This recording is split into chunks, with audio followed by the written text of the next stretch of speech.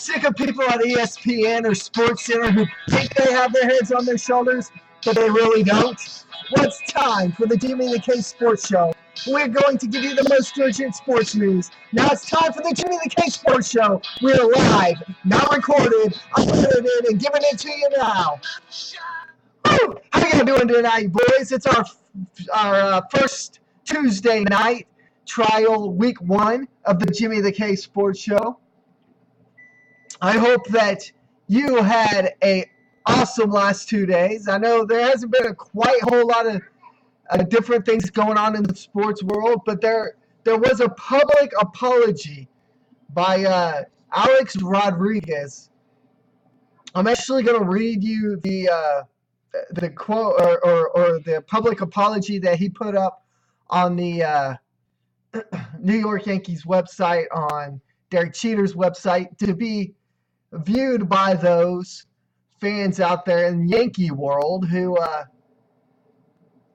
hope that he's got his act together, which I'll give you my take after I read the actual apology letter that he wrote to the New York Yankees and their fans.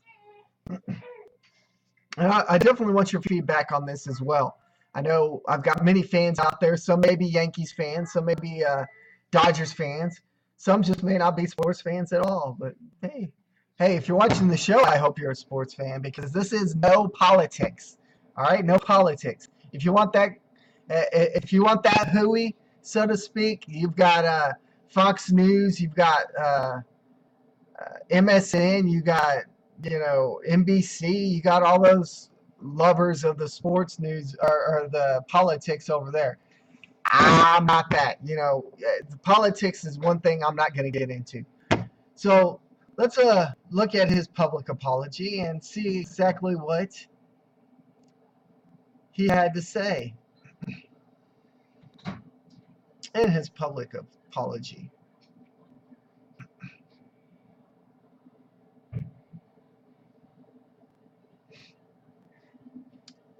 Basically, his quote was in handwritten statement.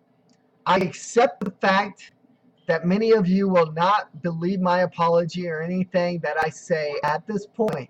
I understand why, and that's on me.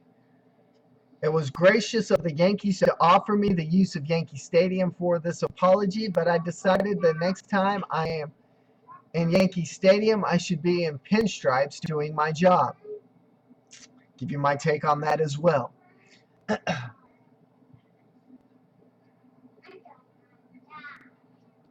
Also, he said, I take full responsibility for the mistakes that led to my suspension for the 2014 season. I regret that my actions made the situation worse than what it needed to be. To Major League Baseball, the Yankees, the Steinbrenner family, the Players Association, and you, the fans, I only can say I'm sorry. Okay. Here's my take on this. Okay? Some will bash me for it, some won't. But this is my honest take on this. How am I supposed to believe someone like A-Rod? And I understand we all make mistakes. Don't get me wrong. I'm not saying that none of us have not made mistakes and none of us have not had to make public apologies before people or before our bosses or whoever. But the thing is, A-Rod has known that he's cheated for so long, and he finally got caught. He was suspended all of last season, a whole season, and by being suspended,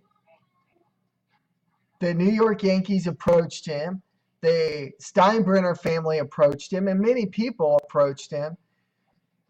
And the fact that what he needed to do was he needed to apologize. A-Rod dilly-dallied around, he hem-hawed around for a while until this happened. A-Rod, in my God-honest opinion, is not that sorry. Why in God's green earth did it take you a year after being caught to apologize to the fans? A year after being caught. Anybody that's really apologetic is, one, going to admit to it, and two, going to apologize once caught. Am I not correct? They're not going to wait a year. They're not going to wait a year and then write a public letter and say, I apologize to you and the Yankees and to the Steinbrenner family, my bosses. I apologize to Major League Baseball. I apologize here. I apologize there. They're not going to wait a year. They're not going to wait a year. The players that got caught and got lesser suspensions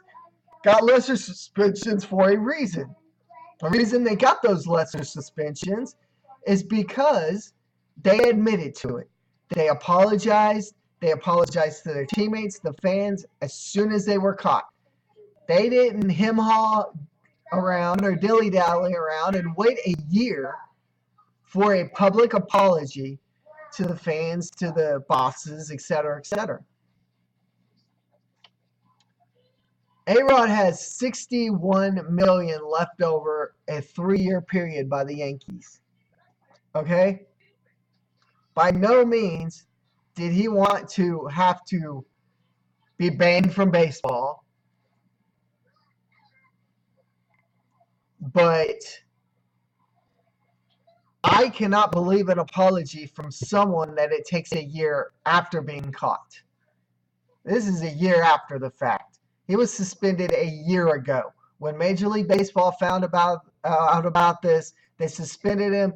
He adamantly denied it for the last year and it blatantly told people he would not apologize for it.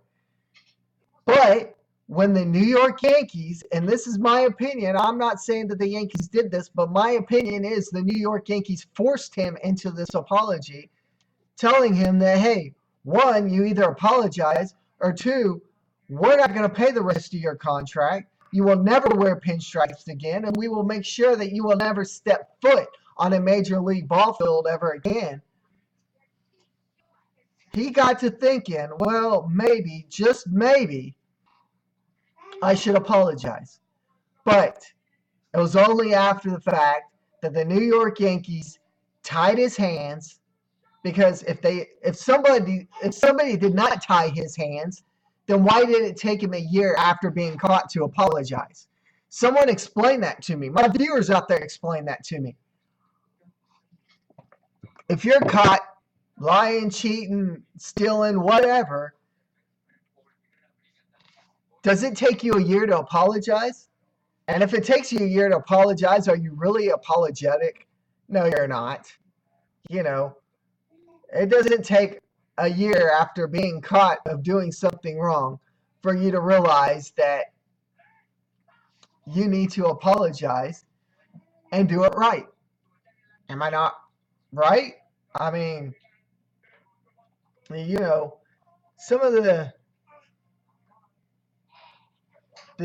things come out today, and you can go to ESPN, and this is the ESPN article. There's a couple of things that stood out.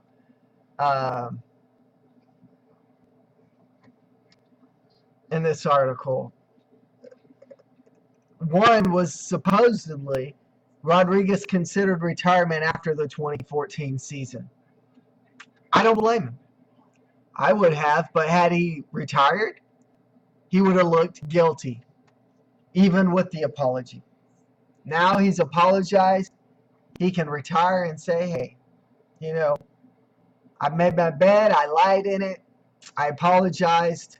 Maybe, granted, it'd be a year later. I can retire a happy man.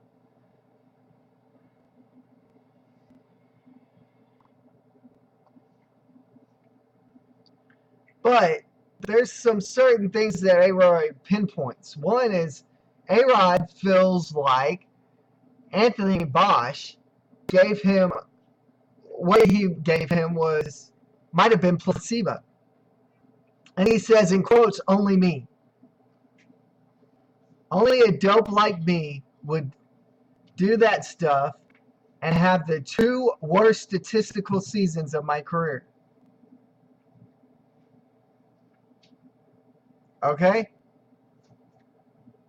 A dope like me. Okay. A dope like me? Yeah. I wouldn't call you a dope. I'd call you well, there's something I call you that I just won't say here on the air. He's been in therapy, according to several sources, one being ESPN.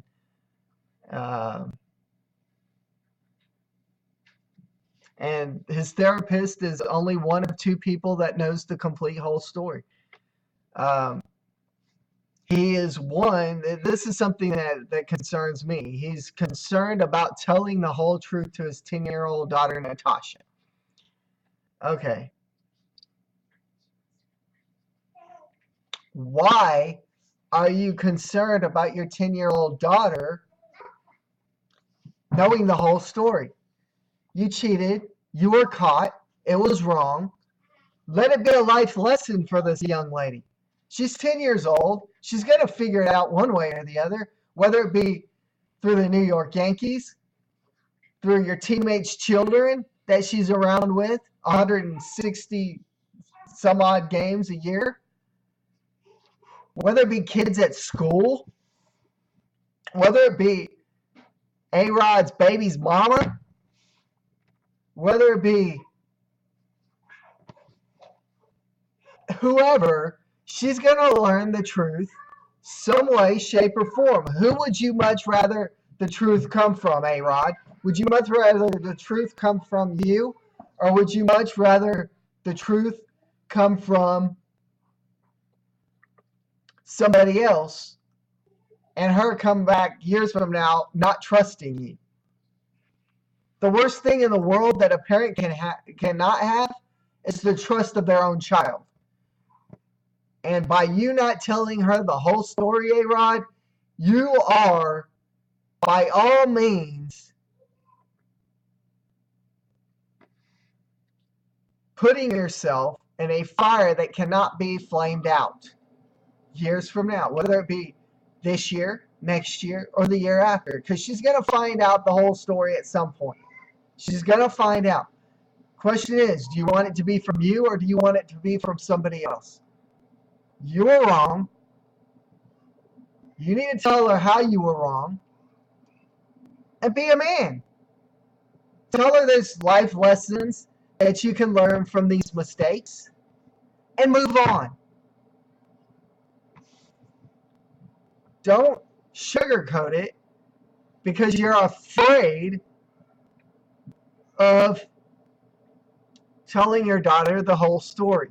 Because like I've said, and I will say one more time, she's going to hear the whole story. Who do you want it from? You or from somebody else? I'd much rather the whole story come from me than from on the streets. When years from now she understands what went on, you didn't tell her the whole story, so you lose the trust of that daughter of yours. So, do you want to lose your trust? Or do you want to live a lie for 5-10 years or less than that when your daughter really does find out the whole truth? Your call. Your call. You know, I don't buy the apology for the fact that it took him a whole year to apologize. I'm not saying the man is evil. I'm saying he cheated and got caught. He should have apologized at that moment. Like everyone else, the suspensions for one would have been less. And for two, you would have had the support of your fans. Now, you're basically, through this apology letter, through the Yankees and through yourself, are basically begging your fans to come back. Come back, fans, come back. Come back, fans, come back. Well, life is short. Live it. That's what A-Rod's attitude is. Life is short, live it. Well, 2 days ago I gave you my takes on cheating. That's my take on cheating. You can look back on that last show 2 nights ago about the Jackie Robinson West Club, a Little League club, and my thoughts on cheating there. It's my same thoughts here.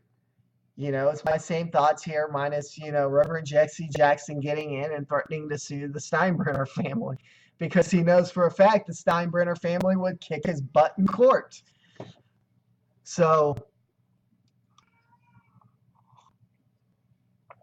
what are your thoughts? I mean, I want to know your thoughts on this. What are your thoughts on A-Rod publicly apologizing? Do you feel like it is a sincere apology? Or are you like myself, feel like an apology that took him a year to make is just basically him kissing the butt, dare I say, of the New York Yankees?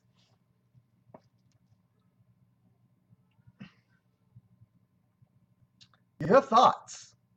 I always appreciate your thoughts, your comments, your questions here on the show. And, I want you to always be a part of this show. Always be a part of this show. You can always ask questions, and when you're watching Ustream Live, you have the ability to chat with me live, and the ability to ask questions live. Granted, I give you the other 3 platforms you can ask questions on for the show, but through Ustream and watching it live, you can ask the questions live while I'm on the show doing it live. You can pop on, for instance, like right now, I'm talking about A-Rod, somebody, let's say in New York City, New York comes on. Let's say Ivanka Trump comes on. It says, I want to know, why you feel A-Rod is guilty, and are you ever going to forgive him? And her question would be answered live here on this show. That's just a for instance. Same with the John Doe. They ask a question on if I think the Los Angeles Dodgers will win the World Series or the Oakland Raiders will move to San Antonio. Your best aspect, and I'm not saying the only aspect of you getting your questions answered, is through this live feed. And again, this is trial week number 1 of our of a second new airtime. I'm going to look at doing Tuesday nights, 7 p.m. Central Time. We're going to be live. Like, if you're watching right now on Ustream, this is live. I'm doing it live. It won't be a rerun unless you're watching it, after the time that I tell you that it's live. Then it will be a rerun for you, but it won't be a rerun. I have to be careful how I say this, but there are going to be other people, other things that are going to try to interrupt your time with this show, whether it be reruns of other shows on Ustream that they like somebody feels like are more important than this show, or other things in life. I understand people are busy. I understand that by all means. I get busy myself. That's why, I'm having to look for other times for the show myself. Life is busy, don't get me wrong. But life's not so busy that when you schedule a time, you put it on your calendar, your iPad, your Samsung Galaxy S6 or whatever, Note 3 or 5 or whatever is out now, and you have a message tell you that your show's coming up in 15 minutes, whatever. None of this rerun stuff. Reruns will never get you the fans that a live show will. This coming from somebody that's been in the broadcast business, that has played reruns of shows before. Your viewership during reruns goes down by a drastic 58%. That's a lot of people. Okay, if people know that you're going to be playing a best of show, so to speak, your viewership's going to go down. Granted, there's going to be those loyal listeners that are going to want to listen to that show a second time because they might might learn something new the second time around. But you're drastically losing viewership by doing reruns. Okay, so that's why this show will be live. If you want to watch it live or a rerun at a later time, it's up on Ustream. You can watch there. Again, it's on YouTube. You can watch there as well. But 7 p.m. next Tuesday as well, will be week 2 of our trial airtime, and I will make the decision after possibly either next week or the week after, depending on how next week goes. We might decide to try a third week and see how that goes.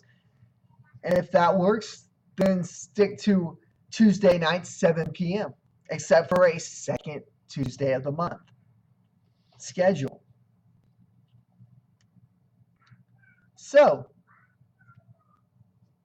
one other sports thing that the Sports Zone needs to let you know of. Amari Stoudemire asked the New York Knicks for a buyout.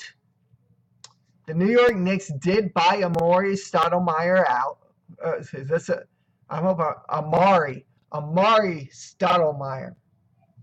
Stoudemire. It's New York. Stoudemire.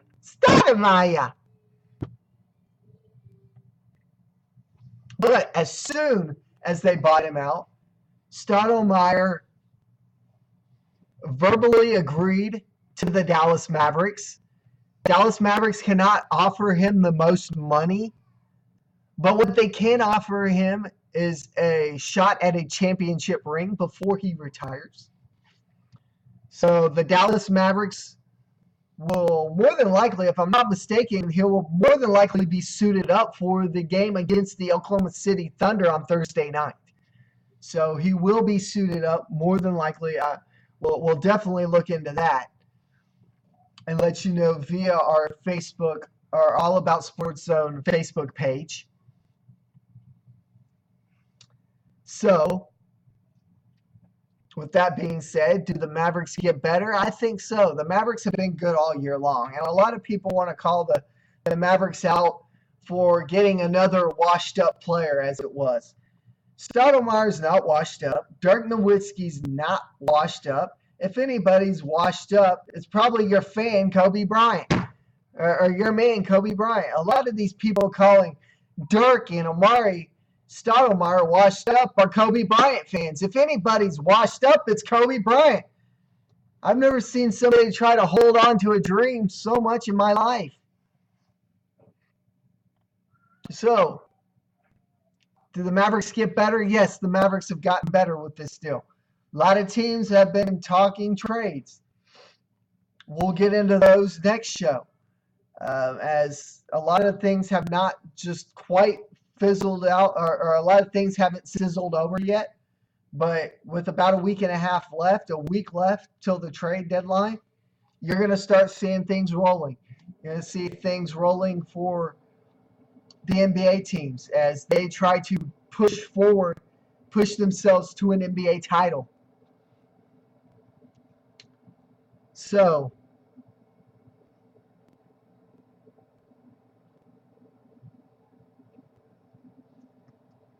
do the Mavericks get better? Yes. Do I feel like they are a championship team? Sometimes watching them, yes. Sometimes watching them, no. Some days you watch them and you're like, yeah, they've got it. Other times you watch them and you're like, no. Same as the Houston Rockets. The Rockets could very well take the West. I believe they're ahead in the West, if I'm not mistaken. But, you've got San Antonio, you got Dallas on your heels, and, Oklahoma City's down towards the 8th seed.